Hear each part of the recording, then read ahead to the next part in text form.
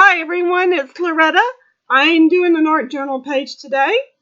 This is done in one of those books that you buy like from the craft store. I think it is a Ranger mixed media type journal. It's got the pocket in the front.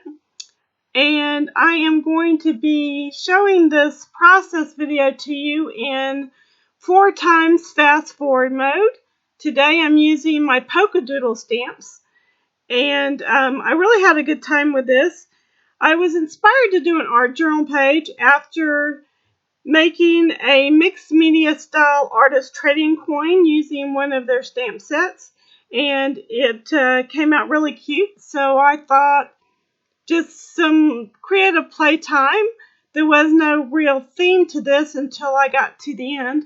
One of the things I did with the trading card that I am doing now is I stamped the images onto acetate and then flip them over and color them from the back side with my Copic markers.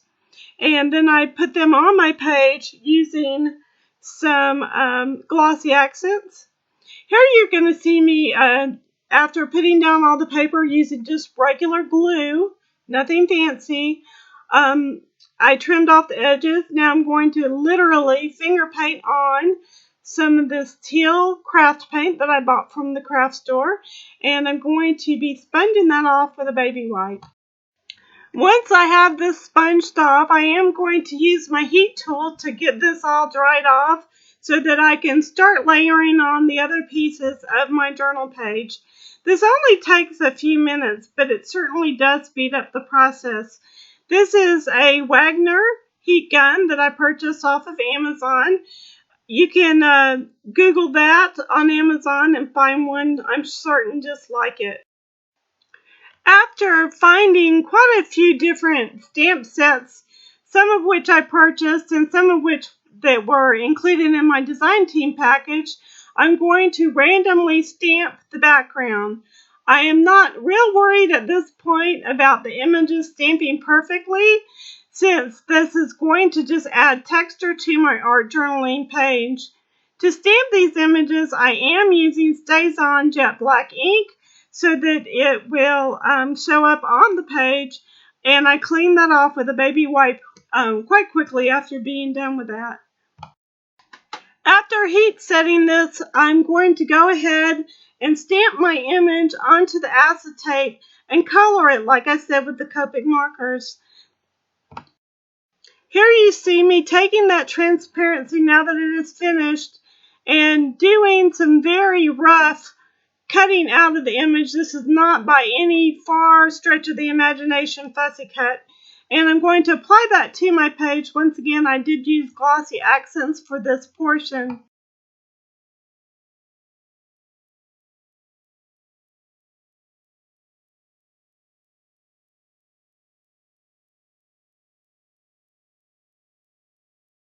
Now you're going to see me take this image and stamp it onto some acetate. And I'm going to be coloring this the same way I did with that transparency, except you're going to see me color this one. You're going to stamp onto the transparency using even pressure. You're going to turn it over and then color the image.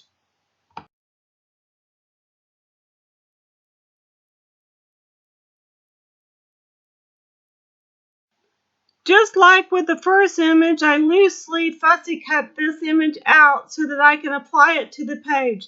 This also keeps it from having too much of an edge and will help it to lay flatter on the finished project. Once I had this applied to the page, I did some doodling around different parts to just bring the image into focus. Once I have all the outlining and doodling and things of that nature done, I did go ahead and die cut some letters. This alphabet set I've had for a long time. I think it may be a quick cuts, but it kind of reminds me of like little balloons, and it was a lot of fun. I did die cut it like 4 or 5 times to get enough letters to make all of the sayings for my project. I basically put down the letters first to kind of decide where it was I wanted them to live, if you will, for the page. And I did change my mind on the believe, which you will see that it's in a different place at the end of the video. But I use my glossy accents. With all of this different layers and textures, glossy accents is really good for laying down adhesive over the lumpy, bumpy texture. And so that's what I did. I also used my white gel pen. This is a Signo gel pen that I bought online. I used my gel pen to just do some more doodling and to fill in those letters so that they really pop on the page.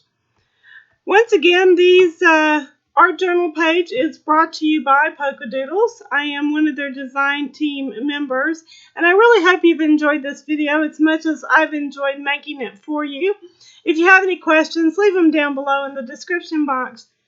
I will leave a link to POLKADOODLES' website down below for you guys to use and enjoy. And don't forget to subscribe to both the POLKADOODLES channel and any of the YouTubers that are part of this wonderful team. I will try to remember to leave their information down below as well. So, if you haven't subscribed to my channel, subscribe to theirs. Don't forget to leave me a thumbs up if you've liked this video. Just push that little bell notification and you will be notified when I upload other videos. I hope you guys have had a great week. Stay happy and be a blessing. I will talk to you all soon. I hope you have a great day. Bye.